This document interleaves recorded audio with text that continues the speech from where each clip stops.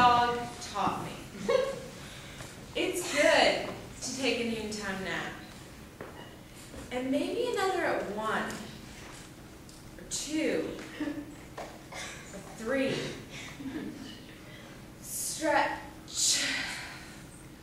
All that sleeping really takes a toll on the body. Bark at the UPS truck.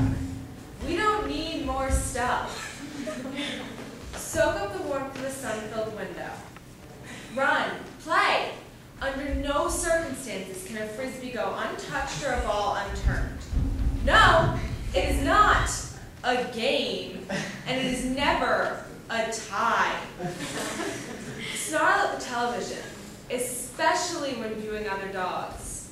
You have to alert everyone about the intruders. Protect those you love. Chase your tail, and fun of it. Halloo! At thin air.